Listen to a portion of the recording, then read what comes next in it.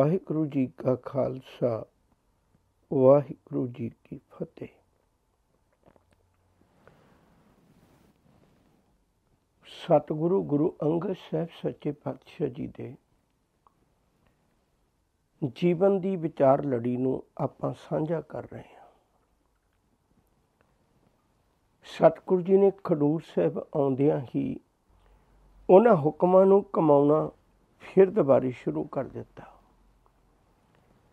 ਜਿਹਦੇ ਵਿੱਚੋਂ ਆਪਾਂ ਵਿਚਾਰ ਕੀਤੀ ਸੀ ਪੰਜ ਪੱਖ ਗੁਰੂ ਅੰਗਦ ਸਾਹਿਬ ਜੀ ਨੇ ਬਿਲਕੁਲ ਉਹਨਾਂ ਦੀ ਸੇਵਾ ਸੰਭਾਲ ਕਰਕੇ ਉਹਨਾਂ ਨੂੰ ਕਿਸੇ ਗਹਿਰੀ ਨਜ਼ਰ ਤੋਂ ਬਚਾਉਣ ਲਈ ਉਪਰਾਲਾ ਸ਼ੁਰੂ ਕਰ ਦਿੱਤਾ। ਸਭ ਤੋਂ ਪਹਿਲੀ ਗੱਲ ਸੀ ਬਚਪਨ ਨੂੰ ਸੰਭਾਲਣਾ। ਇਉਂ ਸਮਝ ਲਓ ਇਹ ਸਿੱਖੀ ਦਾ ਪਹਿਲਾ ਸਕੂਲ ਹੈ। ਤੇ ਨਾਲ ਹੀ ਸਤਿਗੁਰਾਂ ਰਹਿਮਤ ਕੀਤੀ, ਇੱਕ ਲੰਮੇ ਸਮੇਂ ਦੀ ਮਾਨਸਿਕ ਗੁਲਾਮੀ ਲਾਉਣੀ, ਇਹ ਆਪਣੀ ਬੋਲੀ ਨੂੰ ਸਮਝਾਉਣਾ ਸੀ। ਗੁਰੂ ਅੰਗਦ ਸਾਹਿਬ ਸੱਚੇ ਪਾਤਸ਼ਾਹ ਜੀ ਨੇ ਆਪਣੀ ਬੋਲੀ ਦੀ ਗੱਲ ਕੀਤੀ ਤੇ ਉਹਨਾਂ ਸਾਰੀਆਂ ਦਾਤਾਂ ਨੂੰ ਸਮਝਾਇਆ।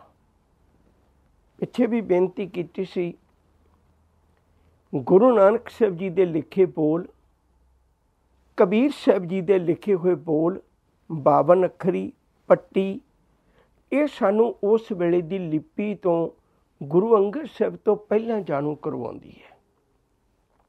ਰੋ ਵਿਚਾਰ। ਦੂਜੀ ਸੇਵਾ ਸੰਭਾਲ ਦੀ ਗੱਲ ਕੀਤੀ ਸੀ ਸਤਿਗੁਰੂ ਜੀ ਨੇ। ਉਸ ਵੇਲੇ ਵੀ ਕੁਰਬਾਨੀ ਜਿਹੜੀ ਹੈ ਉਹ ਸਾਡੇ ਕੋਲ ਪੋਥੀਆਂ ਤੱਕ ਦੇ ਰੂਪ ਵਿੱਚ ਤਾਂ ਪਹੁੰਚ ਗਈ ਹੈ। ਗੁਰੂ ਨਾਨਕ ਸਾਹਿਬ ਜੀ ਨੇ ਸੰਭਾਲੀ ਸੀ ਤੇ ਉਹ ਅੰਮ੍ਰਿਤਮਈ ਬਾਣੀ ਗੁਰੂ ਅੰਗਦ ਸਾਹਿਬ ਜੀ ਦੇ ਕੋਲ ਵੀ ਪੋਥੀਆਂ ਦੇ ਰੂਪ ਵਿੱਚ ਆ ਗਈ। ਗੁਰੂ ਨਾਨਕ ਸਾਹਿਬ ਜੀ ਦੇ ਸਮੁੱਚੇ ਅੰਮ੍ਰਿਤ ਬੋਲ, ਭਗਤ ਬਾਣੀਆਂ ਦੇ ਕੁਝ ਬੋਲ ਅਤੇ ਨਾਲ ਹੁਣ ਸਤਿਗੁਰੂ ਗੁਰੂ ਅੰਗਦ ਸਾਹਿਬ ਜੀ ਜਦੋਂ ਜਦੋਂ ਰੱਬੀ ਸੁਨੇਹਾ ਆਉਂਦਾ ਹੈ ਉਸ ਬਾਣੀ ਨੂੰ ਲਿਖਦੇ ਨੇ। ਗੁਰੂ ਅੰਗਦ ਸਾਹਿਬ ਸੱਚੇ ਪਾਤਸ਼ਾਹ ਜੀ ਦੇ 63 ਸ਼ਲੋਕ ਨੇ। ਉਹ ਬਾਣੀ ਨੂੰ ਵੀ ਆਪਣੇ ਕੋਲ ਸਤਿਗੁਰੂ ਜੀ ਨੇ ਸੰਭਾਲਣਾ ਸ਼ੁਰੂ ਕਰ ਦਿੱਤਾ। ਨਾਲ ਬੇਨਤੀ ਕੀਤੀ ਸੀ ਵੀ ਗੁਰਸਿੱਖਾਂ ਦੇ ਘਰ ਵਿੱਚ ਬਾਣੀ ਪਹੁੰਚਾਉਣ ਵਾਸਤੇ, ਆਖਰ ਤੇ ਬਾਣੀ ਮਨੁੱਖਤਾ ਦੇ ਉਧਾਰ ਵਾਸਤੇ ਆਈ ਹੈ ਨਾ। ਜੇ ਪਿੱਛੇ ਆਪਾਂ ਜਪਜੀ ਸਾਹਿਬ ਦੇ ਵਿੱਚ ਵੀ ਇੱਕ ਜ਼ਿਕਰ ਕੀਤਾ ਸੀ, ਸਿੱਖੀ ਦਾ ਨਾਮ ਜਪਣਾ ਕਿਸੇ ਇਕਾਂਤ ਸ਼ਾਂਤ ਦੀ ਗੱਲ ਨਹੀਂ, ਅੱਗੇ ਜਾ ਕੇ ਵੀ ਗੱਲ ਕਰਾਂਗੇ। ਇਹਨੇ ਕੀਤੀ ਛੁੱਟੀ ਨਾਲ ਦਾ ਰਸਤਾ ਵੀ ਪੱਧਰਾ ਕਰਨਾ ਹੈ। ਇਸ ਲਈ ਇਹ ਬਾਣੀ ਹੁਣ ਉਹਨਾਂ ਗੁਰਸਿੱਖਾਂ, ਉਹਨਾਂ ਪਿਆਰ ਵਾਲੀ ਰੂਹਾਂ ਤੱਕ ਪਹੁੰਚਾਉਣ ਵਾਸਤੇ ਗੁਰੂ ਅੰਗਦ ਸਾਹਿਬ ਮਹਾਰਾਜ ਜੀ ਦੇ ਵੇਲੇ ਗੁਟਕੇ ਬਣਨੇ ਸ਼ੁਰੂ ਹੋ ਗਏ ਸਨ। ਅੰਮ੍ਰਿਤਮਈ ਬਾਣੀ ਦੀਆਂ ਪੋਥੀਆਂ, ਜਿਹੜੇ ਕੋਈ ਅਹਿਮ ਗੁਰੂ ਕੇ ਸਿੱਖ ਹੁੰਦੇ ਸਨ ਆਪਣੇ ਇਲਾਕੇ ਦੇ ਪ੍ਰਸਿੱਧ, ਤੇ ਉੱਥੇ ਕਈ ਵਾਰੀ ਅੰਮ੍ਰਿਤਮਈ ਬਾਣੀ ਦੀ ਪੋਥੀ ਪ੍ਰਚਾਰ ਲਈ ਜਾਂਦੇ ਸੀ। ਇਸ ਦੇ ਉਤਾਰੇ ਅਗਲੀ ਗੱਲ ਹੁਣ ਆਪਾਂ ਕਰੀਏ। ਆਮ ਕਰਕੇ ਦੋ ਗੱਲਾਂ ਸਾਡੀ ਸਫਲਤਾ ਵਿੱਚ ਵੱਡੀਆਂ ਰੁਕਾਵਟਾਂ ਹੁੰਦੀਆਂ ਨੇ। ਇੱਕ ਕਮਜ਼ੋਰ ਹੋਣਾ, ਕਮਜ਼ੋਰ ਬੰਦੇ ਵੀ ਸਿਖਰਾਂ ਨੂੰ ਨਹੀਂ ਛੂਹਿਆ ਕਰਦੇ। ਇੱਕ ਕੰਮ ਚੋਰ ਹੋਣਾ। ਕਮਜ਼ੋਰ ਹੋਣਾ ਭਾਵ ਤਾਕਤ ਨਹੀਂ ਹੈ। ਕੰਮ ਚੋਰ ਹੋਣਾ ਤਾਕਤ ਤਾਂ ਹੈ ਪਰ ਬਿਰਤੀ ਨਹੀਂ ਹੈ ਕੰਮ ਕਰਨ ਦੀ, ਸੋਚ ਨਹੀਂ ਹੈ ਕੰਮ ਕਰਨ ਦੀ, ਆਲਸ ਭਾਰੂ ਹੈ। ਗੁਰੂ ਅੰਗਦ ਸਾਹਿਬ ਸੱਚੇ ਪਾਤਸ਼ਾਹ ਨੇ ਕੈਸੀਆਂ ਨਵੀਆਂ ਪਿਰਤਾਂ ਪਾਈਆਂ। ਉਹਨਾਂ ਨੇ ਜਿਹੜੀ ਚੌਥੀ ਗੱਲ ਦੀ ਮੈਂ ਤੁਹਾਡੇ ਨਾਲ ਸਾਂਝ ਪਾਉਣ ਲੱਗਾ, ਉਹ ਸੀ ਜਵਾਨੀ ਨੂੰ ਸੰਭਾਲਣਾ। ਜਵਾਨੀ ਜੀਵਨ ਦਾ ਉਹ ਸਿਖਰ ਹੁੰਦਾ ਹੈ ਜਿਹਦੇ ਕੋਲ ਜੋਸ਼ ਬਹੁਤ ਹੈ, ਪਰ ਉਸ ਜੋਸ਼ ਨੂੰ ਸਾਕਾਰ ਰੂਪ ਦੇਣ ਦੀ ਲੋੜ ਹੁੰਦੀ ਹੈ। ਬੜੀ ਵੱਡੀ ਗੱਲ ਹੁੰਦੀ ਹੈ। ਗੁਰੂ ਸਾਹਿਬ ਨੇ ਕਿਰਪਾ ਕੀਤੀ, ਇਹ ਅੰਮ੍ਰਿਤ ਬਚਨਾਂ ਦੇ ਵਿੱਚੋਂ, ਜਪਜੀ ਸਾਹਿਬ ਦੇ ਵਿੱਚੋਂ ਸਾਨੂੰ ਇਹ ਸਾਰੀ ਸਿੱਖਿਆ ਮਿਲਦੀ ਹੈ। ਤੁਸੀਂ ਕਦੇ ਬਹੁਤ ਗੰਭੀਰਤਾ ਨਾਲ ਵਿਚਾਰ ਕੇ ਦੇਖਿਓ, ਗੁਰੂ ਅੰਗਦ ਸਾਹਿਬ ਉਹੀ ਕਰ ਰਹੇ ਨੇ ਜੋ ਗੁਰਬਾਣੀ ਵਿੱਚੋਂ ਅਗਵਾਈ ਮਿਲ ਰਹੀ ਹੈ। ਦੇਖੋ ਕਦੇ ਵਿਚਾਰ ਕੇ, ਜਪਜੀ ਸਾਹਿਬ ਦੀ ਪੌੜੀ ਆਉਂਦੀ ਹੈ, ਆਖਣ ਜੋਰ ਚ ਪੈ ਨਾ ਜੋਰ, ਜੋਰ ਨਾ ਮੰਗਣ ਦੇਣ ਨਾ ਜੋਰ, ਜੋਰ ਨਾ ਜੀਵਨ ਅੰਨ ਨਾ ਜੋਰ, ਜੋਰ ਨਾ ਰਾਜ ਮਾਲ ਮਨ ਸ਼ੋਰ। ਇੱਥੇ ਸਾਰੀ ਤਾਕਤ ਜਿਹੜੀ ਹੈ, ਉਹ ਜ਼ੋਰ ਹੈ ਜਿਹੜਾ ਉਹ ਖਤਮ ਕਰ ਦਿੱਤਾ ਜਗਿਆਸੂ ਦਾ। ਉਹਨੂੰ ਦੱਸ ਦਿੱਤਾ ਵੀ ਤੇਰਾ ਜ਼ੋਰ ਕੋਈ ਨਹੀਂ ਚੱਲਣਾ, ਕਿਉਂਕਿ ਇਹ ਅੰਨੀ ਤਾਕਤ ਦਾ ਨਸ਼ਾ ਹੁੰਦਾ ਹੈ। ਇਹਨੂੰ ਸਤਿਗੁਰੂ ਜੀ ਨੇ ਖਤਮ ਕਰ ਦਿੱਤਾ। ਹੁਣ ਹੈਰਾਨੀ ਦੀ ਗੱਲ ਹੈ, ਇਹੀ ਜ਼ੋਰ ਜਾ ਕੇ ਅੱਗੇ ਫਿਰ ਵਾਪਸ ਕਰਦੇ ਨੇ ਕਰਮਖੰਡ ਦੀ ਬਾਣੀ ਵਿੱਚ ਜਾ ਕੇ, ਉਸ ਪੌੜੀ ਦੇ ਵਿੱਚ ਜਾ ਕੇ ਫਿਰ ਵਾਪਸ ਕਰਦੇ ਨੇ ਉਸੇ ਜਗਿਆਸੂ ਨੂੰ। ਕਰਮਖੰਡ ਕੀ ਬਾਣੀ ਜੋਰ, ਤਿੱਥੈ ਔਰ ਨਾ ਕੋਈ ਹੋਰ, ਤਿੱਥੈ ਜੋਧ ਮਹਾਂਬਲ ਸੂਰ। ਵਾਪਸ ਆ ਗਈ ਤਾਕਤ, ਮਹਾਂਬਲ ਬਣ ਕੇ ਆ ਗਈ, ਜੋਧੇ ਸੂਰਮੇ ਬਣ ਕੇ ਆ ਗਈ। ਪਰ ਇਹ ਸੂਰਮੇ ਕਿਹੋ ਜਿਹੇ, ਇਹ ਕੁਰਾਹੇ ਨਹੀਂ ਜਾ ਸਕਦੇ। ਕਿਉਂ? ਤਿੱਥੈ ਜੋਧ ਮਹਾਂਬਲ ਸੂਰ, ਤਿੰਨ ਮੈਂ ਰਾਮ ਰਿਹਾ ਭਰਪੂਰ। ਐਡੇ ਵੱਡੇ ਸੂਰਮੇ ਬਣ ਗਏ। ਹੁਣ ਇਹਨਾਂ ਦੇ ਕੋਲ ਏਡੀ ਵੱਡੀ ਤਾਕਤ ਹੈ, ਤਿੰਨ ਮੈਂ ਰਾਮ ਰਿਹਾ ਭਰਪੂਰ, ਤਿੱਥੈ ਸੀਤੋ ਸੀਤਾ ਮਹਿਮਾ ਮਾਹੇ, ਸੋਚ ਵਿੱਚ ਰੱਬੀ ਪਿਆਰ ਹੈ। ਤਾਂ ਕਿ ਰੂਪ ਨ ਕਥਨੇ ਜਾਹੇ, ਨਾ ਉਹ ਮਰੇ ਨਾ ਠਾਗੇ ਜਾਹੇ, ਜਿਨ ਕੈ ਰਾਮ ਬਸੈ ਮਨ ਮਾਹੇ। ਇਹਨਾਂ ਬਚਨਾਂ ਵਿੱਚੋਂ ਸੇਧ ਲੈ ਕੇ ਗੁਰੂ ਅੰਗਦ ਸਾਹਿਬ ਜੀ ਜਵਾਨੀ ਦੇ ਜੋਸ਼ ਨੂੰ ਸਾਕਾਰ ਰੂਪ ਦੇਣ ਲੱਗੇ ਨੇ। ਦਾਤਾਰ ਨੇ ਕਿਰਪਾ ਕੀਤੀ। ਜਵਾਨੀਆਂ ਨਾਦਾਨੀਆਂ ਹੁੰਦੀਆਂ ਨੇ, ਹੋਸ਼ ਤੋਂ ਥੋੜ੍ਹੀਆਂ ਜਿਹੀਆਂ ਦੂਰ ਹੁੰਦੀਆਂ ਨੇ। ਜਵਾਨੀ 'ਚ ਜੋਸ਼ ਬਹੁਤ ਹੁੰਦਾ ਹੈ, ਉਤਨੀ ਹੋਸ਼ ਨਹੀਂ ਹੁੰਦੀ, ਉਤਨਾ ਜੀਵਨ ਦਾ ਤਜਰਬਾ ਨਹੀਂ ਹੁੰਦਾ। ਤਾਂ ਗੁਰੂ ਅੰਗਦ ਸਾਹਿਬ ਜੀ ਨੇ ਜਿਹੜੀ ਅਗਲੀ ਦਾਤ ਸੰਭਾਲੀ, ਉਹ ਸੀ ਜਵਾਨੀ ਨੂੰ ਸੰਭਾਲਣਾ। ਬੜੀ ਵੱਡੀ ਕਿਰਪਾ ਕੀਤੀ ਮੇਰੇ ਮਹਾਰਾਜ ਨੇ, ਦਾਤੇ ਨੇ ਰਹਿਮਤ ਕੀਤੀ ਉਸ ਜਵਾਨੀ ਨੂੰ ਸੰਭਾਲਣ ਵਾਸਤੇ। ਇਹ ਕਮਜ਼ੋਰ ਨਾ ਰਹਿ ਜਾਏ, ਇਸ ਲਈ ਲੰਗਰਾਂ ਵਿੱਚ ਖੁਰਾਕ ਬਹੁਤ ਵਧੀਆ ਕੀਤੀ। ਇਹਦਾ ਜ਼ਿਕਰ ਆਪਾਂ ਬਾਰ-ਬਾਰ ਕਰਦੇ ਹੀ ਆ ਰਹੇ ਹਾਂ। ਲੰਗਰ ਦੌਲਤ ਵੰਡੀ ਹੈ, ਰਸ ਅੰਮ੍ਰਿਤ ਖੀਰ ਘਿਆਲੀ। ਐਡੀ ਵੱਡੀ ਤਾਕਤਵਰ ਖੁਰਾਕ ਖਾ ਕੇ ਤੇ ਕਿਤੇ ਇਹ ਨਾ ਹੋਵੇ ਵੀ ਇਹਨਾਂ ਦਾ ਜ਼ੋਰ ਸਾਕਾਰ ਰੂਪ 'ਚ ਵਰਤਿਆ ਹੀ ਨਾ ਜਾਵੇ। ਇਸ ਲਈ ਸਤਿਗੁਰੂ ਜੀ ਨੇ ਉਸ ਜ਼ੋਰ ਨੂੰ ਸੇਧ ਦੇਣ ਵਾਸਤੇ, ਮਹਾਂਬਲ ਸੂਰੇ ਬਣਾਉਣ ਵਾਸਤੇ, ਸਤਿਗੁਰੂ ਜੀ ਨੇ ਉਹਨਾਂ ਨੌਜਵਾਨਾਂ ਨੂੰ ਇੱਕ ਅਖਾੜਾ ਬਣਾ ਕੇ ਦਿੱਤਾ, ਜਿਸ ਦੀ ਯਾਦ ਸਾਨੂੰ ਖਡੂਰ ਸਾਹਿਬ ਦੇ ਵਿੱਚੋਂ ਗੁਰਦੁਆਰਾ ਸਾਹਿਬ ਮੱਲ ਅਖਾੜਾ ਅੱਜ ਵੀ ਚੇਤਾ ਕਰਵਾਉਂਦਾ ਹੈ। ਉੱਥੇ ਹਜ਼ੂਰ ਸੱਚੇ ਪਾਤਸ਼ਾਹ ਆਪ ਜਾਂਦੇ ਸਨ। ਜਾ ਕੇ ਉੱਥੇ ਵੇਖਣਾ ਤੇ ਨੌਜਵਾਨਾਂ ਦੀਆਂ ਕੁਸ਼ਤੀਆਂ ਕਰਵਾਉਣੀਆਂ, ਜ਼ੋਰ ਕਰਵਾਉਣਾ, ਤਾਂ ਕਿ ਕੌਮ ਦਾ ਸਾਕਾਰ ਰੂਪ ਖੜਾ ਹੋ ਸਕੇ। ਬੇਨਤੀ ਕਰਨੀ ਚਾਹੁੰਦਾ, ਯਾਦ ਰੱਖਣ ਯੋਗ ਬਾਤ ਹੈ, ਇਹ ਸਾਡੀ ਕੌਮ ਨੂੰ ਸੁਨੇਹੇ ਨੇ। ਸਾਡੇ ਇਹ ਗੁਰਮਤਿ ਦੇ ਗੁਰੂ ਸਾਹਿਬਾਂ ਦੇ ਦਿੱਤੇ ਹੋਏ ਸੁਨੇਹੇ ਨੇ। ਅੱਜ ਸਾਨੂੰ ਲੋੜ ਹੈ ਇਸ ਗੱਲ ਦੀ, ਜੇ ਅਸੀਂ ਆਪਣੀ ਜਵਾਨੀ ਨੂੰ ਸੰਭਾਲੀਏ। ਗੁਰੂ ਅੰਗਦ ਸਾਹਿਬ ਸਾਨੂੰ ਪਿਰਤਾਂ ਪਾ ਕੇ ਦੱਸ ਗਏ ਨੇ, ਜੇ ਇਸ ਜਵਾਨੀ ਨੂੰ ਸੰਭਾਲੀਏ ਤਾਂ ਕਿਸੇ ਮਾਂ ਬਾਪਾਂ ਨੂੰ ਆਪਣੇ ਪੁੱਤ ਦੀ ਲਾਸ਼ ਕੋਲ ਬੈਠ ਕੇ ਰੋਣਾ ਨਹੀਂ ਪਏਗਾ। ਉਹਦਾ ਪੁੱਤ ਕਿਸੇ ਨਸ਼ਿਆਂ 'ਚ ਡੁੱਬਿਆ ਨਹੀਂ ਹੋਵੇਗਾ। ਉਹ ਮਾਂ ਬਾਪ ਤਾਂ ਮਾਣ ਕਰਨਗੇ, ਗੁਰੂ ਅੰਗਦ ਸਾਹਿਬ ਜੀ ਤੁਸੀਂ ਮੈਨੂੰ ਸਮਝਾ ਕੇ ਗਏ ਸੀ ਤੇ ਅੱਜ ਮੈਂ ਆਪਣੀ ਕੌਮ ਦੀ ਜਵਾਨੀ ਨੂੰ ਸੰਭਾਲਿਆ ਹੋਇਆ। ਬਹੁਤ ਵੱਡੀ ਸਾਡੇ ਸਾਹਮਣੇ ਇੱਕ ਲੋੜ ਹੈ। ਅੱਜ ਅਜੋਕੇ ਸਮੇਂ ਵਿੱਚ ਗੁਰੂ ਅੰਗਦ ਸਾਹਿਬ ਜੀ ਦੇ ਜੀਵਨ ਤੋਂ ਸਿੱਖੀਏ। ਮੈਂ ਉਹਨਾਂ ਜਵਾਨਾਂ ਨੂੰ ਵੀ ਬੇਨਤੀ ਕਰਨੀ ਚਾਹੁੰਦਾ, ਮਾਪਿਆਂ ਨੇ ਪਤਾ ਨਹੀਂ ਕਿੰਨੀਆਂ ਕੁ ਮੁਸ਼ਕਿਲਾਂ ਦੇ ਨਾਲ, ਕਿੰਨੇ ਆਪਣੇ ਸੁਪਨੇ, ਕਿਤਨੀਆਂ ਆਪਣੀਆਂ ਕੁਰਬਾਨੀਆਂ ਕਰਕੇ, ਜਿਹੜੀਆਂ ਦਿਸਦੀਆਂ ਵੀ ਨਹੀਂ ਹੁੰਦੀਆਂ, ਤੇ ਉਹ ਕੁਰਬਾਨੀਆਂ ਕਰਕੇ ਸਾਨੂੰ ਪੈਰਾਂ 'ਤੇ ਖੜਾ ਕੀਤਾ ਹੁੰਦਾ ਹੈ। ਉਹ ਜਵਾਨਾਂ, ਤੇਰੇ ਕੋਲ ਗੁਰਮਤਿ ਦਾ ਵਿਰਸਾ ਪਿਆ ਹੋਇਆ, ਸਿੱਖੀ ਦੀ ਸ਼ਾਨ ਬਣ, ਇੱਥੋਂ ਸਿੱਖ। ਸਤਿਗੁਰੂ ਗੁਰੂ ਅੰਗਦ ਸਾਹਿਬ ਜੀ ਨੇ ਜਵਾਨੀ ਨੂੰ ਸੰਭਾਲ ਕੇ ਤੇ ਉਹਨੂੰ ਸਹੀ ਦਿਸ਼ਾ ਵਿੱਚ ਲਾ ਕੇ ਸਾਡੇ ਲਈ ਪੂਰਨੇ ਪਾਏ ਤੇ ਜਵਾਨੀ ਨੂੰ ਸੰਭਾਲਣ ਦਾ ਇੱਕ ਬਹੁਤ ਵਧੀਆ ਸੁਨੇਹਾ ਬਖਸ਼ਿਸ਼ ਕੀਤਾ। ਇੱਕ ਬੇਨਤੀ ਹੋਰ ਕਰਨੀ ਚਾਹੁੰਦਾ, ਤੁਸੀਂ ਦੇਖੋ ਕਦੇ ਧਰਮ ਦੀ ਦੁਨੀਆ ਨੂੰ ਲੋਕਾਂ ਨੇ ਬੜੀ ਉਦਾਸ ਜਿਹੀ ਪ੍ਰਗਟ ਕਰ ਦਿੱਤਾ ਸੀ। ਧਰਮ ਦੀ ਦੁਨੀਆ ਨੂੰ ਤੁਸੀਂ ਦੇਖੋ, ਉਦਾਸ ਜਿਹੀ ਪ੍ਰਗਟ ਕਰ ਦਿੱਤਾ ਸੀ। ਗੁਰੂ ਨਾਨਕ ਸਾਹਿਬ ਨੇ ਬੋਲ ਬਖਸ਼ਿਸ਼ ਕੀਤੇ ਸਨ, ਜੋ ਤੋ ਪ੍ਰੇਮ ਖੇਲਣ ਕਾ ਚਾਓ, ਸਿਰ ਧਰ ਤਲੀ ਗਲੀ ਮੇਰੀ ਆਓ। ਉਹਨਾਂ ਨੇ ਧਰਮ ਕਮਾਉਣਾ ਵੀ ਇੱਕ ਬੱਚੇ ਦੀ ਖੇਡ ਵਾਂਗੂ ਬਣਾ ਦਿੱਤਾ ਸੀ, ਵੀ ਤੈਨੂੰ ਮੈਂ ਖੇਡ ਵਿੱਚ ਹੀ ਧਰਮ ਸਿਖਾ ਦਿਆਂਗਾ। ਤੇਰੇ ਲਈ ਧਰਮ ਕਮਾਉਣਾ ਚਾਅ ਬਣ ਜਾਏਗਾ, ਤੇਰੇ ਲਈ ਧਰਮ ਕਮਾਉਣਾ ਬੋਝ ਨਹੀਂ ਹੋਵੇਗਾ। ਤੋ ਇਸ ਲਈ ਜਿਹੜੀਆਂ ਖੇਡਾਂ ਖਿਡਾਉਣੀਆਂ, ਜਵਾਨੀ ਨੂੰ ਸਾਂਭਣਾ, ਨਾਲ ਨਾਲ ਖੇਡਾਂ ਖਿਡਾਉਣੀਆਂ, ਇਹ ਵੀ ਇੱਕ ਨਵੇਕਲੀ ਕਿਸਮ ਦਾ ਚਾਅ ਸੀ। ਉਹਨਾਂ ਸਮਾਧੀਆਂ ਵਾਲੀਆਂ ਉਦਾਸੀਆਂ ਨੂੰ ਦੂਰ ਕਰ ਦਿੱਤਾ ਸਤਿਗੁਰੂ ਨੇ। ਜੀਵਨ ਵਿੱਚ ਖੇੜੇ ਬਖਸ਼ਿਸ਼ ਕੀਤੇ। ਜਵਾਨੀ ਕਿਸੇ ਖੇੜੇ ਨੂੰ, ਜਵਾਨੀ ਕਿਸੇ ਉਤਸ਼ਾਹ ਨੂੰ, ਜਵਾਨੀ ਕਿਸੇ ਉਦਮ ਨੂੰ ਚਾਹੁੰਦੀ ਹੈ। ਉਹ ਸਾਰੀਆਂ ਗੱਲਾਂ ਗੁਰੂ ਅੰਗਦ ਸਾਹਿਬ ਜੀ ਨੇ ਸੰਭਾਲ ਕੇ ਜਵਾਨੀ ਦੀ ਝੋਲੀ 'ਚ ਪਾ ਦਿੱਤੀਆਂ। ਦੇਖੋ ਕੈਸੇ ਕੈਸੇ ਇਤਿਹਾਸ ਦੇ ਪੂਰਨੇ ਨੇ, ਪਰ ਸਾਡੀਆਂ ਅੱਖਾਂ ਤੋਂ ਪਰੋਖੇ ਹੋਣ ਕਰਕੇ ਅਸੀਂ ਗੁਰਮਤਿ ਤੋਂ ਹੀ ਦੂਰ ਨਹੀਂ ਹੋਏ, ਬਲਕਿ ਆਪਣੇ ਨਿੱਤ ਦੇ ਜੀਵਨ ਨੂੰ ਵੀ ਦੁੱਖਾਂ ਭਰਿਆ ਬਣਾ ਲਿਆ। ਇਸੇ ਲਾਲਸਾ ਨੂੰ ਲੈ ਕੇ ਮੈਂ ਤੁਹਾਡੇ ਨਾਲ ਇਹ ਬੇਨਤੀ ਕਰਨਾ, ਆਪਾਂ ਇਤਿਹਾਸ ਨੂੰ ਬਾਚਣ ਦੀ ਕੋਸ਼ਿਸ਼ ਕਰੀਏ, ਜਿਹਦੇ ਵਿੱਚੋਂ ਸੇਧ ਮਿਲੇ। ਅਗਲੀ ਗੱਲ ਕਰਨੀ ਚਾਹੁੰਦਾ,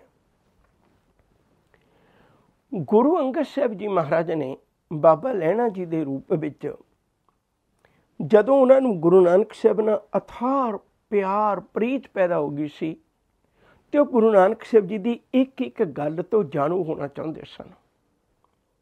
ਹਰ ਘਟਨਾ ਨੂੰ ਮੰਨਣਾ ਚਾਹੁੰਦੇ ਸਨ। ਜਿਹੜੀਆਂ ਲੰਮੇਰਾ ਸਮਾਂ ਉਹਨਾਂ ਦੀਆਂ ਅੱਖਾਂ ਤੋਂ ਪਰੋਖੇ ਵਰਤੀਆਂ ਸਨ, ਜਦੋਂ ਨਾਲ ਨਹੀਂ ਸੀ। ਗੁਰਸਿੱਖਾਂ ਕੋਲੋਂ, ਗੁਰੂ ਨਾਨਕ ਸਾਹਿਬ ਜੀ ਦੇ ਕੋਲੋਂ ਵੀ ਕੁਝ ਘਟਨਾਵਾਂ ਦਾ ਉਹਨਾਂ ਨੇ ਜ਼ਿਕਰ ਸੁਣਿਆ ਹੋਇਆ ਸੀ, ਪੁੱਛ ਲੈਂਦੇ ਸਨ। ਮਨ ਵਿੱਚ ਇੱਕ ਤਾਂ ਘੁੱਟਦੀ ਸੀ, ਇਹ ਮੈਂ ਆਪਣੇ ਪਿਆਰੇ ਦੀਆਂ ਬਾਤਾਂ ਇੱਕ ਇੱਕ ਸਾਂਭ ਕੇ ਰੱਖਦੇ ਹਾਂ, ਇਤਿਹਾਸ ਨੂੰ ਸੰਭਾਲ ਕੇ ਰੱਖਦੇ ਹਾਂ। ਗੁਰੂ ਅੰਗਦ ਸਾਹਿਬ ਜੀ ਨੇ ਜਿਹੜਾ ਪੰਜਵਾਂ ਪੋਡਰਾ ਪਾਇਆ ਸੀ, ਉਹ ਇਹ ਸੀ ਸਾਡੇ ਸਾਹਮਣੇ ਇਤਿਹਾਸ ਨੂੰ ਲਿਖਣ ਦਾ। ਇੱਕ ਨਵੀਂ ਗੱਲ ਸੀ, ਯਾਦ ਰੱਖਿਓ ਜੀ। ਪੂਰਬ ਦੇ ਇਲਾਕੇ ਵਿੱਚ ਇਹ ਇੱਕ ਬਹੁਤ ਲੰਮੇ ਸਮੇਂ ਤੋਂ ਗੱਲ ਚੱਲ ਆ ਰਹੀ ਸੀ। ਇੱਧਰਲੇ ਪਾਸੇ ਲੋਕ ਆਤਮਿਕ ਜਾਂ ਅਧਿਆਤਮਿਕ ਗ੍ਰੰਥ ਬਹੁਤ ਲਿਖਦੇ ਸਨ। ਇੰਡੀਆ ਦੀ ਧਰਤੀ ਉੱਤੇ, ਹਿੰਦੁਸਤਾਨ ਦੀ ਧਰਤੀ ਉੱਤੇ ਬੜੇ ਧਾਰਮਿਕ ਗ੍ਰੰਥ ਪਰ ਅਧਿਆਤਮਿਕ ਲਿਖੇ ਗਏ।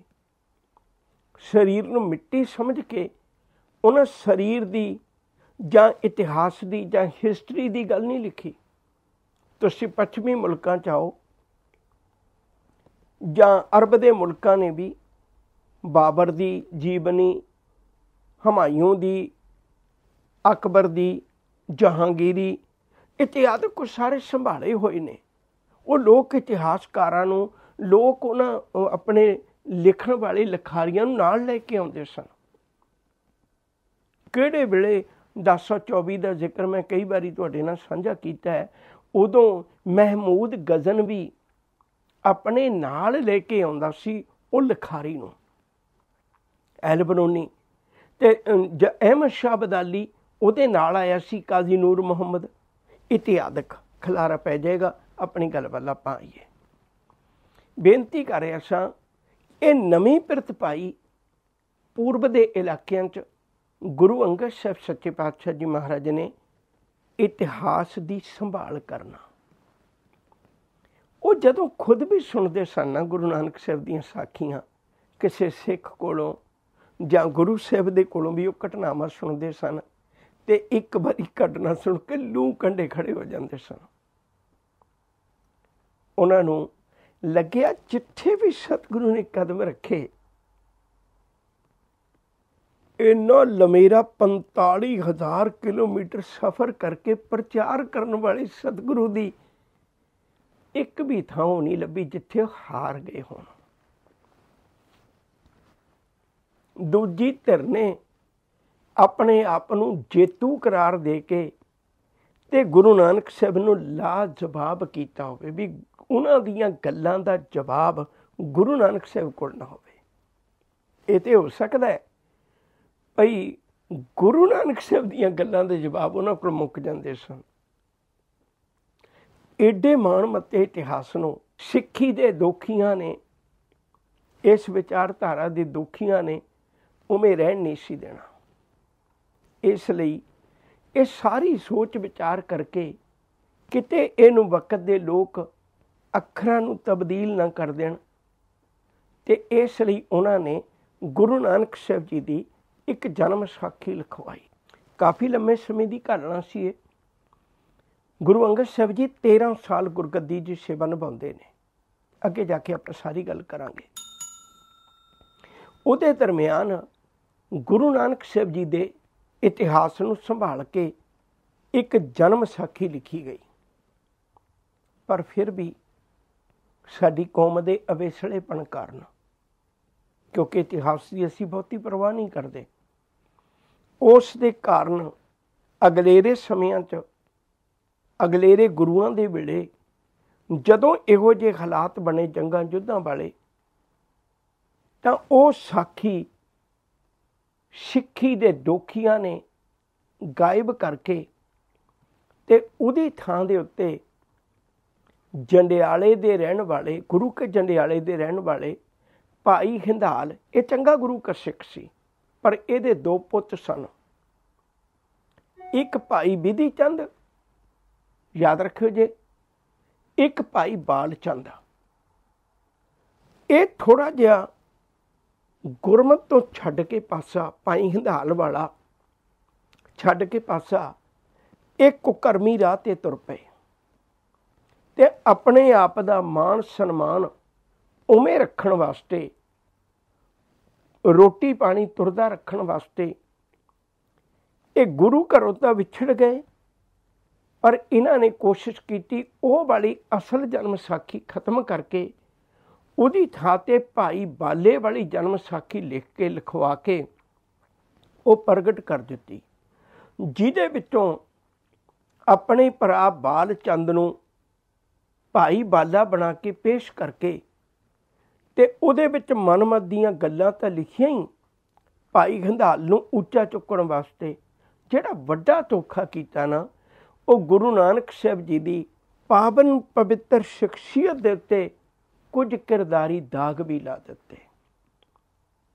ਉਸ ਜਨਮ ਸਾਖੀ ਦਾ ਕਦੇ ਕੌਮ ਨੂੰ ਇਹ ਬਜ਼ਾਨਾ ਭੁਗਤਣਾ ਪਏਗਾ। ਇਹ ਜਿਹੜੀ ਜਨਮ ਸਾਖੀ ਗੁਰੂ ਅੰਗਦ ਸਾਹਿਬ ਜੀ ਨੇ ਲਿਖਵਾਈ ਸੀ, ਇਹ ਕੁਝ ਸਮਾਂ ਸਿੱਖਾਂ 'ਚ ਵਿਚਰਦੀ ਰਹੀ ਹੈ, ਜਿਹਦਾ ਸਬੂਤ ਸਾਨੂੰ ਪ੍ਰਤੱਖ ਤੌਰ ਤੇ ਭਾਈ ਗੁਰਦਾਸ ਜੀ ਦੀਆਂ ਵਾਰਾਂ ਵਿੱਚੋਂ ਮਿਲ ਜਾਂਦਾ ਹੈ। ਭਾਈ ਗੁਰਦਾਸ ਜੀ ਗੁਰੂ ਅਮਰਦਾਸ ਜੀ ਦੇ ਭਤੀਜੇ ਨੇ। ਉਹ ਗੁਰੂ ਨਾਨਕ ਸਾਹਿਬ ਦੇ ਸਮਕਾਲੀ ਨਹੀਂ, ਪਰ ਉਹਨਾਂ ਦੀ ਜਿਹੜੀ ਪਹਿਲੀ ਵਾਰ ਹੈ, ਉਹਦੀ ਪੌੜੀ ਨੰਬਰ 23 ਤੋਂ ਲੈ ਕੇ ਪੌੜੀ ਨੰਬਰ 46 ਤੱਕ, ਯਾਦ ਰੱਖਿਓ ਜੇ, ਉਹਦੇ ਵਿੱਚ ਗੁਰੂ ਨਾਨਕ ਸਾਹਿਬ ਜੀ ਦੇ ਬਾਰੇ ਅਤੇ ਗੁਰੂ ਨਾਨਕ ਸਾਹਿਬ ਜੀ ਦੇ ਵੇਲੇ ਦੇ ਹਾਲਾਤਾਂ ਦੇ ਬਾਰੇ 'ਚ ਪੂਰਾ ਜ਼ਿਕਰ ਹੈ। ਇਹਦਾ ਮਤਲਬ ਇਤਨਾ ਕੁਛ ਉਹਨਾਂ ਦੇ ਕੋਲ, ਉਹਨਾਂ ਜਨਮ ਸਾਖੀਆਂ ਨੂੰ ਪੜ੍ਹ ਕੇ, ਉਹਨਾਂ ਨੂੰ ਵਿਚਾਰ ਕੇ, ਉਹਨਾਂ ਨੂੰ ਪੂਰੀ ਇਸ ਗੱਲ ਦਾ ਪਤਾ ਸੀ। ਉਹ ਜਨਮ ਸਾਖੀ ਉਦੋਂ ਤੱਕ ਹੋ ਸਕਦਾ ਹੈ ਉਹ ਆਪਣੀ ਹੋਂਦ ਵਿੱਚ ਹੋਵੇ। ਭਾਈ ਗੁਰਦਾਸ ਜੀ ਦੀ ਇੱਕ ਵਾਰ 11ਵੀਂ ਹੈ। 11ਵੀਂ ਵਾਰ ਦੇ ਵਿੱਚ 13ਵੀਂ ਪੌੜੀ ਹੈ, ਜਿਹਦੇ ਵਿੱਚ ਪ੍ਰਮੁੱਖ ਸਿੱਖਾਂ ਦੇ ਨਾਂ ਲਿਖੇ ਨੇ, ਗੁਰੂ ਨਾਨਕ ਸਾਹਿਬ ਦੇ ਵੇਲੇ ਦੇ ਪ੍ਰਮੁੱਖ ਸਿੱਖਾਂ ਦੇ ਨਾਂ ਲਿਖੇ ਨੇ। ਵੈਸੇ 11ਵੀਂ ਵਾਰ 'ਚ ਬਾਕੀ ਗੁਰੂਆਂ ਦੇ ਵੇਲੇ ਦੇ ਵੀ ਪ੍ਰਮੁੱਖ ਸਿੱਖਾਂ ਦੇ ਨਾਂ ਲਿਖੇ ਨੇ 6ਵੇਂ ਪਾਤਸ਼ਾਹ ਤੱਕ, ਪਰ ਜਿਹੜੀ 13ਵੀਂ ਪੌੜੀ ਹੈ ਉਹਦੇ ਵਿੱਚ ਗੁਰੂ ਨਾਨਕ ਸਾਹਿਬ ਜੀ ਦੇ ਵੇਲੇ ਦੇ ਪ੍ਰਮੁੱਖ ਸਿੱਖਾਂ ਦੇ ਨਾਂ ਲਿਖੇ ਨੇ। ਕਹਿਣ ਤੋਂ ਮੁਰਾਦ ਮੇਰੀ ਸਿਰਫ ਇਹੋ ਹੀ ਸੀ ਵੀ ਇੱਥੋਂ ਇੱਕ ਅੰਦਾਜ਼ਾ ਜਿਹਾ ਲੱਗਦਾ ਹੈ ਵੀ ਉਹ ਜਨਮ ਸਾਖੀ ਹੋ ਸਕਦਾ ਉਸ ਵੇਲੇ ਉਹ ਆਪਣੀ ਹੋਂਦ ਵਿੱਚ ਹੋਵੇ ਤੇ ਭਾਈ ਗੁਰਦਾਸ ਜੀ ਨੇ ਉਹ ਸਾਖੀ ਨੂੰ ਪੜ੍ਹਿਆ ਹੋਵੇ, ਵਿਚਾਰਿਆ ਹੋਵੇ, ਮੁੜ ਕੇ ਸਾਡੇ ਕੋਲ ਗਵਾਚੀ ਇੱਕ ਵੱਖਰਾ ਪੱਖ ਹੈ। ਗੁਰੂ ਅੰਗਦ ਸਾਹਿਬ ਜੀ ਨੇ ਇਤਿਹਾਸ ਦੀ ਸੰਭਾਲ ਕਰਨੀ ਸਾਨੂੰ ਦੱਸੀ ਸੀ। ਜੇ ਅੱਜ ਵੀ ਆਪਾਂ ਇਹ ਗੱਲਾਂ ਤਾਂ ਬਹੁਤ ਵਾਰੀ ਸੁਣਦੇ ਵੀ ਸਿੱਖਾਂ ਨੇ ਇਤਿਹਾਸ ਬਣਾਇਆ ਬਹੁਤ ਪਰ ਸੰਭਾਲਿਆ ਨਹੀਂ। ਮੈਂ ਬੇਨਤੀ ਕਰਾਂ, ਇਹ ਸਾਡੀ ਕਮਜ਼ੋਰੀ ਹੈ। ਗੁਰੂ ਨੇ ਤਾਂ ਪਿਰਤ ਪਾ ਕੇ ਸਾਨੂੰ ਦਿੱਤਾ ਸੀ ਭਈ ਇਤਿਹਾਸ ਨੂੰ ਵੀ ਬਰਾਬਰ ਸੰਭਾਲ ਕੇ ਰੱਖਣਾ ਹੈ। ਇਤਿਹਾਸ ਵੀ ਜੀਵਨ ਦੀਆਂ ਸੇਧਾਂ ਬਣ ਜਾਇਆ ਕਰਦਾ, ਕੌਮ ਦਾ ਚਾਨਣ ਮੁਨਾਰਾ ਬਣ ਜਾਇਆ ਕਰਦਾ, ਕੌਮ ਦੇ ਰਾਹਾਂ ਨੂੰ ਰੁਸ਼ਨਾ ਦਿਆ ਕਰਦਾ ਇਤਿਹਾਸ। ਅੱਗੇ ਚੱਲੀਏ। ਇਹ 5 ਚੀਜ਼ਾਂ, ਇੱਕ ਬਚਪਨ, ਦੂਜਾ ਬੋਲੀ, ਤੀਜਾ ਬਹੁਤ ਵੱਡੀ ਗੱਲ ਗੁਰਬਾਣੀ ਦੀ ਸੰਭਾਲ, ਚੌਥਾ ਜਵਾਨੀ ਦੀ ਸੰਭਾਲ ਤੇ ਪੰਜਵੀਂ ਇਤਿਹਾਸ ਦੀ ਸੰਭਾਲ। ਇਹ ਗੁਰੂ ਅੰਗਦ ਸਾਹਿਬ ਜੀ ਨੇ ਪੂਰਨੇ ਪਾ ਕੇ ਸਾਡੀ ਕੌਮ ਨੂੰ ਇੱਕ ਬਹੁਤ ਹੀ ਜ਼ਿਆਦਾ ਕੀਮਤੀ ਸਾਰਥਿਕ ਨਿੱਗਰ ਅਗਵਾਈ ਬਖਸ਼ਿਸ਼ ਕੀਤੀ ਸੀ। ਗੁਰੂ ਅੰਗਦ ਸਾਹਿਬ ਜੀ ਦੇ 4 ਬੱਚਿਆਂ ਵਿੱਚੋਂ ਆਪਾਂ ਗੱਲ ਬੀਬੀ ਅਮਰੋ ਜੀ ਦੀ ਕਰਨ ਲੱਗੇ ਹਾਂ। ਗੁਰੂ ਅੰਗਦ ਸਾਹਿਬ ਸੱਚੇ ਪਾਤਸ਼ਾਹ ਗੁਰੂ ਨਾਨਕ ਸਾਹਿਬ ਜੀ ਦੇ ਦਰ ਤੇ ਸੇਵਾ ਸੰਭਾਲ ਕਰਦੇ ਹਾਂ। ਨਾਲੇ ਵਕਤ ਵੀ ਨਹੀਂ ਸੀ ਅਜੇ।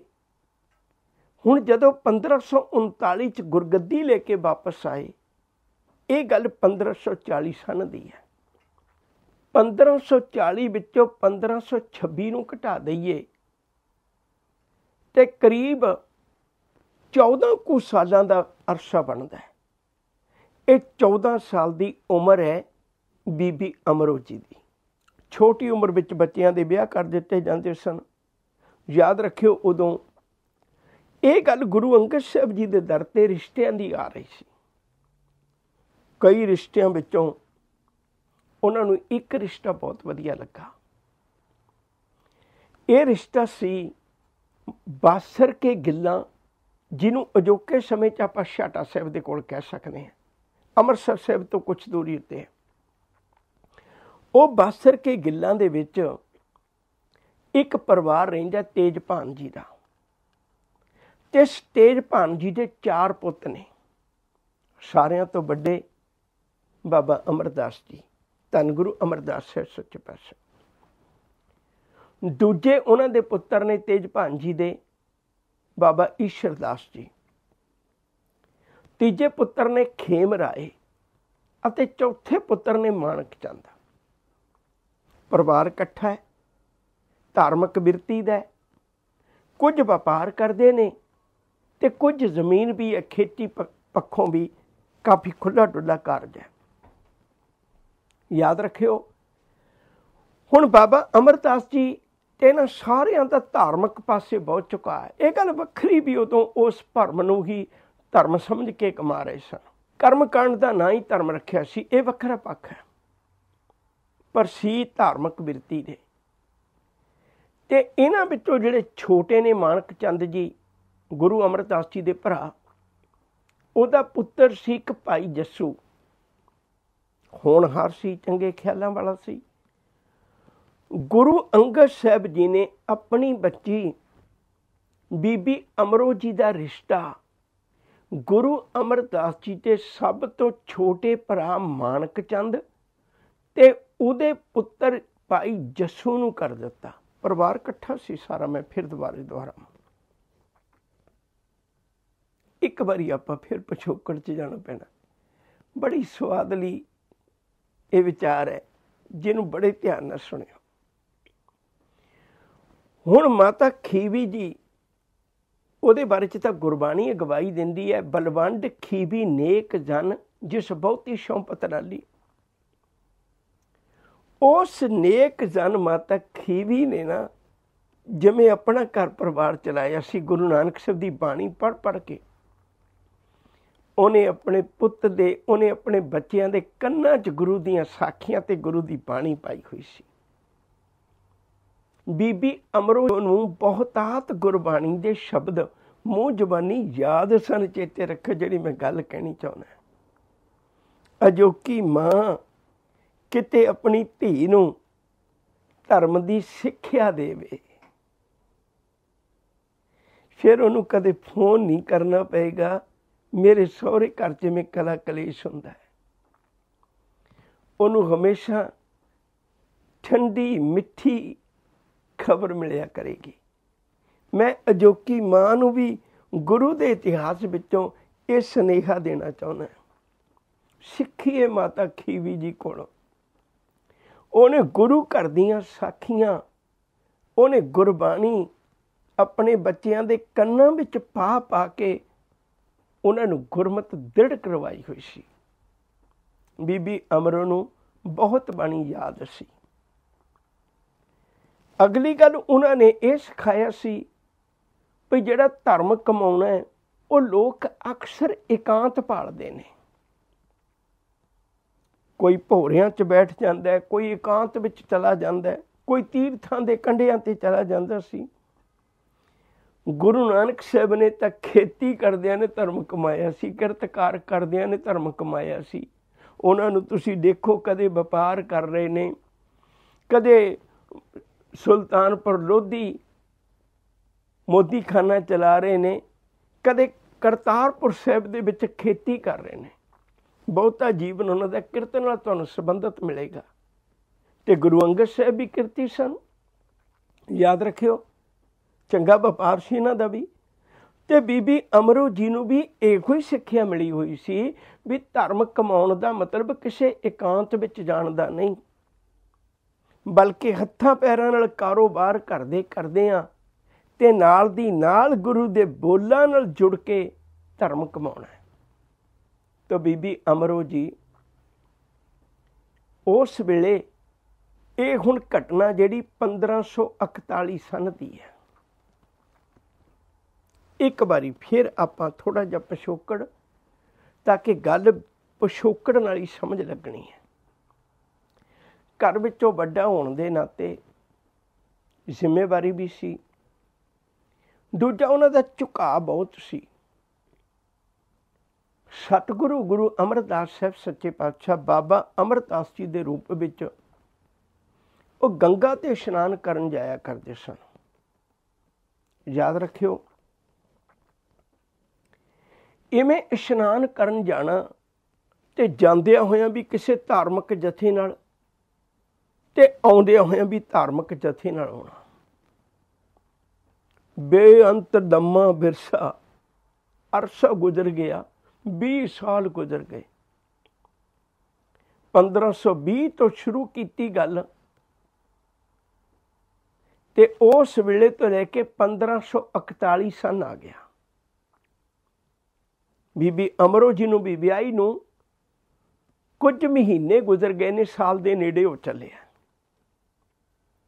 ਇਸ ਵਾਰੀ ਬਾਬਾ ਅਮਰਦਾਸ ਜੀ ਜਦੋਂ ਵਾਪਸ ਪਰਤੇ ਸਨ, ਪੂਰੀ ਸਾਰਾ ਇਤਿਹਾਸ ਉਹਨਾਂ ਦੇ ਇਤਿਹਾਸ ਵਿੱਚ ਆਪਾਂ ਗੱਲ ਕਰਾਂਗੇ। ਅਤੇ ਜਦੋਂ ਵਾਪਸ ਪਰਤ ਰਹੇ ਸਨ, ਕਿਸੇ ਇੱਕ ਸੰਨਿਆਸੀ ਨੇ ਪਾਣੀ ਮੰਗਿਆ। ਬਾਬਾ ਅਮਰਦਾਸ ਜੀ ਨੇ ਪਾਣੀ ਦਾ ਭਰ ਕੇ ਬਾਟਾ ਦਿੱਤਾ। ਜਦੋਂ ਬਾਟਾ ਦਿੱਤਾ ਪਾਣੀ ਦਾ, ਅਤੇ ਉਹਨਾਂ ਨੇ ਸੁਭਾਵਿਕ ਪੁੱਛ ਲਿਆ ਵੀ ਐਡੇ ਚੰਗੇ ਗੁਣ ਨੇ, ਤੁਸੀਂ ਕਿਹਦੇ ਕੋਲੋਂ ਸਿੱਖੇ ਨੇ, ਤੁਹਾਡਾ ਗੁਰੂ ਕੌਣ ਹੈ? ਉਹ ਕਹਿੰਦੇ ਗੁਰੂ ਹਜੇ ਧਾਰਨ ਨਹੀਂ ਕੀਤਾ। ਪਾਣੀ ਦਾ ਬਾਟਾ ਡੋਲ ਦਿੱਤਾ। ਇਹੋ ਜਿਹੇ ਨਿਗੋਰੇ ਕੋਲੋਂ ਮੈਂ ਪਾਣੀ ਪੀ ਕੇ ਤੇ ਸੰਗ ਕਰਕੇ ਆਪਣਾ ਜਨਮ ਬਰਬਾਦ ਕੀਤਾ। ਸੰਨਿਆਸੀ ਦੇ ਤਾਂ ਬੋਲੇ ਸੁਭਾਵਿਕ ਬਚਨ ਸਨ, ਪਰ ਗੁਰੂ ਬਾਬਾ ਅਮਰਦਾਸ ਜੀ ਦੇ ਹਿਰਦੇ 'ਚ ਉਹ ਇੱਕ ਗਹਿਰਾ ਜ਼ਖਮ ਦੇ ਗਏ। ਸਮੁੱਚੀ ਜ਼ਿੰਦਗੀ ਦੀ ਤਸਵੀਰ ਦਿਖਾਉਣ ਲੱਗ ਪਏ ਛੋਟੇ ਜਿਹੇ ਬੋਲ। ਜੇ ਇਤਨਾ ਲੰਮਾ ਸਮਾਂ ਤੀਰਥਾਂ 'ਤੇ ਇਸ਼ਨਾਨ ਕਰਕੇ ਮੈਂ ਇਹਦੇ ਕਾਬਲ ਵੀ ਨਹੀਂ ਬਣ ਸਕਿਆ, ਮੈਂ ਕਿਸੇ ਨੂੰ ਪਾਣੀ ਪਿਆ ਦਿਆਂ, ਤਾਂ ਛੱਡੋਏ ਮਨਾ, ਅੱਜ ਤੋਂ ਬਾਅਦ ਤੀਰਥਾਂ 'ਤੇ ਜਾਣਾ। ਤੂੰ ਕਿਸੇ ਗੁਰੂ ਦੀ ਭਾਲ ਕਰ ਜਿਹੜਾ ਤੈਨੂੰ ਇਹਦੇ ਕਾਬਲ ਬਣਾ ਦੇਵੇ। ਕੱਲ੍ਹ ਤੂੰ ਕਿਸੇ ਨੂੰ ਹੱਥੋਂ ਕੋਈ ਚੀਜ਼ ਦੇਵੇਂ, ਉਹ ਤੈਨੂੰ ਫਿਟਕਾਰ ਨਾ ਪਾਵੇ, ਉਹ ਤੇਰੀ ਚੀਜ਼ ਕਬੂਲਣ ਤੋਂ ਨਾ ਕਰੇ। याद रखियो तन की बेचैनी दे कई तरह के दुनिया च इलाज ने, पर मन की बेचैनी बहुती गंभीर होया करती है। वापस आए ओही कमरा है, ओही बिस्तर है, अगे आके गूढ़ी नींद सौंदे सन, पर अज एक करवटां बदलदियां रात गुजरी, नहीं एक पल अख लगी। सज्जे पैंदे ने कन्नां विच घूक आवाज़ आउंदी है, सन्यासी दी तेरे वर्गे दा संग करके जन्म बिरथा कर लिया। खब्बे पासे मुड़दे ने वो आवाज़ बेचैन कर दी है, नहीं टका बनिया। उठ के बैठ गए, उठ के बिस्तर ते बैठे ही ने एक मिठड़ा जिहा सुनेहा कन्नां विच पैण लग पिया। टिकी हुई रात है। ये गल चेता रखियो, जदों गुरु अंगद साहब जी ने बोल सुने ना, उदों भी सुबह का वक्त सी, अमृत वेले का टका का वक्त सी। कहण तो मुराद ये भी टका का वक्त है। कुदरत शांत है, मिठी मिठी मधानी दे चलण दी आवाज़, उहदे नाल अत दे प्यारे भिजे बोल, सन्यासी दे कीते हुए जख्मी दिल दे उत्ते मान लो एक मलम ते एक ट्यूब का काम बन गए, दवाई वांगू लग गए। बोल सन करनी कागद मन वसवाणी, बुरा भला दो लेख पए, ज्यों ज्यों किरत चलाए त्यों चलिए, तो गुण नहीं अंत हारे। चित चेत सकी नहीं बाबरिया, हर बिसर तेरे गुण गलिया। जाली रहन जाल दिन हुआ, जेती कड़ी फाही तेती, रस रस चोग चुगे नित फासैं, छूट समूड़े कवण गुणी। काया आड़न मन विच लोहा, पंच अगन तित लाग रही, कोयले पाप पड़े तिस ऊपर मन जलिया, सन्नी चिंत पई, भया मनूर कंचन फिर होवे, जे गुर मिले तनेहा। उन्हें भी कहा सी तेरा गुरु नहीं है, इत्थे हुण सनेहा मिल रहा है, भया मनूर कंचन फिर होवे, जे गुर मिले तनेहा, एक नाम अमृत ओ देवै, तो नानक तृष्टस देहा। बिस्तर तो उठे, जिधरों आवाज आ रही सी, कदम आप मुहारे तुर गए। पहचान लिया, ये ते मेरी धी रानी, ये ते मेरी नूह रानी, मेरे छोटे भरा भाई मानक चंद जी दी नूह है, ये ते मेरे भतीजे भाई जस्सू जी दी घरवाली है। रहिंदे शब्द दियां कुछ पंक्तियां दरवाजे नाल खलो के सुनिया। पुराने समय दे विच एक रीत हुंदी सी, परिवार इकट्ठे रहिंदे सन। जदों भी किसी वडेरे ने घर विच आउणा हुंदा सी, वो खंघ के आवाज़ मार के या किसी न किसी तरीके अपने आउण दा सुनेहा दे दिंदा सी। घर च बैठियां धी बच्चियां सुचेत हो जांदियां सन। इधरले पासे बीबी अमरो जी ने शब्द समाप्त किया, देखना चाहया, दुध रिड़क रहे सन, ते उन्होंने ढक्कन चुक के देखिया, ते बचन मूँह तो निकलिया, मक्खन आ गया। बाहर खलोते बाबा अमरदास जी बोल पे, अखां भिजियां होइयां ने, प्यार विच बोल बोले, कहन लगे हाँ धीए अज मक्खन आ गया। ये आवाज़ बाहरों सुन के बीबी अमरो जी सत्कार लई उठे, सिर दा दुपट्टा सवार जाके अपने वड्डे सहुरे ताए सहुरे दे ਚਰਨੀ ਹੱਥ ਲਾਉਣੇ ਚਾਹੇ, ਉਹਨਾਂ ਦੂਰ ਹੋ ਗਏ। ਹੱਥ ਜੋੜੇ ਧੀਏ, ਕੁਛ ਕਹਿਣ ਹੀ ਵਾਲੇ ਸਨ। ਅਚਾਨਕ ਬੀਬੀ ਅਮਰੋ ਜੀ ਬੋਲ ਪਏ, ਪਿਤਾ ਜੀ ਬਾਹਰ ਕਿਉਂ ਖਲੋਤੇ ਹੋ, ਅੰਦਰ ਆ ਜਾਓ। ਗੁਰੂ ਅਮਰਦਾਸ ਜੀ ਨੇ, ਬਾਬਾ ਅਮਰਦਾਸ ਜੀ ਨੇ ਬੜੀ ਗਜਬ ਦੀ ਗੱਲ ਕਹੀ ਸੀ। ਕਹਿੰਦੇ ਧੀਏ, ਅੰਦਰ ਲਿਜਾਣ ਵਾਲਾ ਕੋਈ ਮਿਲਿਆ ਹੀ ਨਹੀਂ, ਬਾਹਰ ਹੀ ਬਹੁਤਾ ਸਮਾਂ ਗੁਜ਼ਰ ਗਿਆ। ਹੁਣ ਉਸ ਵੇਲੇ ਤਾਂ ਬੀਬੀ ਅਮਰੋ ਜੀ ਨੂੰ ਇਸ ਬਚਨਾਂ ਦੀ ਸਮਝ ਨਾ ਲੱਗੀ ਤੇ ਅੰਦਰ ਆਏ। ਪਰਿਵਾਰ ਇਕੱਠਾ ਹੋਇਆ, ਹਾਲਤ ਦੇਖ ਕੇ ਬਾਬਾ ਅਮਰਦਾਸ ਜੀ ਦੀ, ਤੇ ਅੰਦਰ ਬੀਬੀ ਅਮਰੋ ਦੇ ਕੋਲ ਆਪਣੇ ਪਰਿਵਾਰ ਦੇ ਸਾਹਮਣੇ ਖਲੋਤਿਆਂ ਇੱਕ ਗੱਲ ਕਹੀਤੀ ਏ। ਆ ਜਿਹੜਾ ਸ਼ਬਦ ਪੜਿਆ ਨਾ, ਇਸ ਸ਼ਬਦ ਨੇ ਛਾਨਣੀ ਹੋਏ ਅੰਦਰ ਨੂੰ ਦੁਬਾਰੇ ਸਕੂਨ ਦਿੱਤਾ ਹੈ। ਮੈਨੂੰ ਇਹ ਸ਼ਬਦ ਨਹੀਂ ਲੱਗਦਾ, ਮੈਨੂੰ ਜ਼ਿੰਦਗੀ ਦਾ ਰਾਹ ਲੱਗਦਾ ਹੈ। ਮੈਨੂੰ ਸ਼ਬਦ ਨਹੀਂ ਲੱਗਿਆ, ਮੈਨੂੰ ਆਪਣੀ ਮੰਜ਼ਿਲ ਨਜ਼ਰ ਆਈ ਹੈ। ਮੈਨੂੰ ਦੱਸ ਇਹ ਸ਼ਬਦ ਕਿੱਥੋਂ ਨੇ? ਕਹਿਣ ਲੱਗੀ, ਪਿਤਾ ਜੀ ਇਹ ਸਤਿਗੁਰੂ ਗੁਰੂ ਅੰਗਦ ਸਾਹਿਬ ਜਿਹੜੇ ਗੁਰੂ ਨਾਨਕ ਸਾਹਿਬ ਦੇ ਕੋਲੋਂ ਲੈ ਕੇ ਆਏ ਸਨ, ਇਹ ਉਹਨਾਂ ਦੀ ਬਾਣੀ ਵਿੱਚੋਂ ਸ਼ਬਦ ਹੈ ਮੁਬਾਰਕ। ਧੀਏ, ਮੈਂ ਕੁੜਮ ਬਣ ਕੇ ਤਾਂ ਕਈ ਵਾਰੀ ਮਿਲ ਚੁੱਕਾ ਹੋਇਆ। ਸਾਲ ਹੋਇਆ ਸੀ ਵਿਆਹ ਹੋਏ ਨੂੰ, ਅਜੇ ਮੈਂ ਕੁੜਮ ਬਣ ਕੇ ਤਾਂ ਮਿਲ ਚੁੱਕਾ ਹੋਇਆ।